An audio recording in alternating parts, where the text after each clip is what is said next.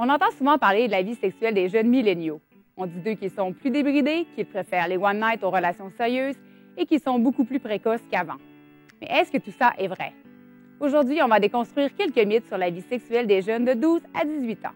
Mythe numéro 1. Les jeunes utilisent maintenant moins le condom qu'avant. Moi, je l'ai toujours utilisé.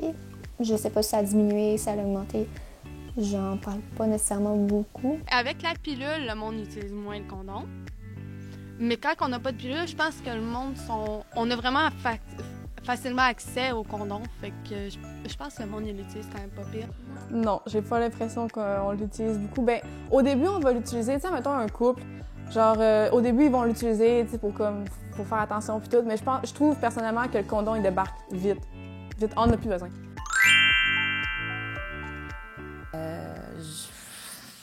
J'ose croire que non, mais je pense que oui. Effectivement, l'Institut national de la santé publique nous démontre des chiffres alarmants en ce qui a trait à la contamination, à la transmission d'infections transmises sexuellement, ce qui fait en sorte que la protection n'est pas nécessairement là. Il y a de la désinformation par rapport à la contraception. Tu sais, la pilule contraceptive, là, elle ne protège pas des ITSS, là, elle protège des grossesses. Fait il y a aussi cette conscience-là de la connaissance des possibilités et des actions de chacun des moyens de contraception. C'est vrai, 25,7 des jeunes de 15 à 24 ans actifs sexuellement utilisent toujours un condom. En 2008, c'était 41 des jeunes. Mais le port du condom varie également selon le type de relation entretenue. Par exemple, seulement 36 l'utilisent avec leur ex et 27 lorsqu'ils sont en couple. Et du côté des relations type fuck friend et one night, le taux varie entre 50 à 60 Et quelles sont les raisons les plus fréquemment entendues pour ne pas porter de condom? Souvent, les jeunes disent avoir confiance que l'autre n'a pas d'ITSS ni d'autres partenaires sexuels en même temps. Les garçons, eux, pensent que l'érection est plus difficile avec le condom et que le plaisir est également diminué. Les filles, elles croyaient que le partenaire allait apporter un condom. Mythe numéro 2. L'alcool favorise les premiers rapports sexuels. Moi, je pense que oui. Parce que tu penses moins avec ta tête, tu fais plus instantanément ce que tu as le désir de faire. Je trouve qu'une personne qui est sous l'effet de l'alcool ou des drogues est plus open. Quelqu'un qui a bu un peu trop va être plus, je sais pas comment dire, mettons, plus sensuel, va avoir plus le goût. Ne favorisent pas nécessairement les premiers rapports sexuels, peuvent les devancer à quelques fois, mais surtout désensibilisent face au safe sex, qu'on appelle, au sécurisex finalement, et peut emmener à avoir des comportements sexuels non sécuritaires.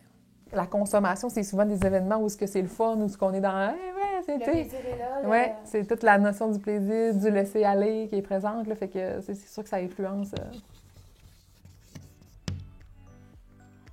La probabilité d'adopter des comportements sexuels augmente lorsque l'alcool est consommé, surtout de façon excessive.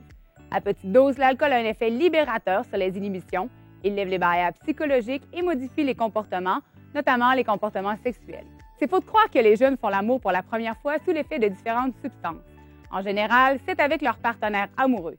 En vérité, le premier rapport sexuel est survenu dans le cadre d'une relation amoureuse pour 83 des garçons et 85 des filles. Mythe numéro 3. Les garçons sont plus curieux sexuellement que les filles.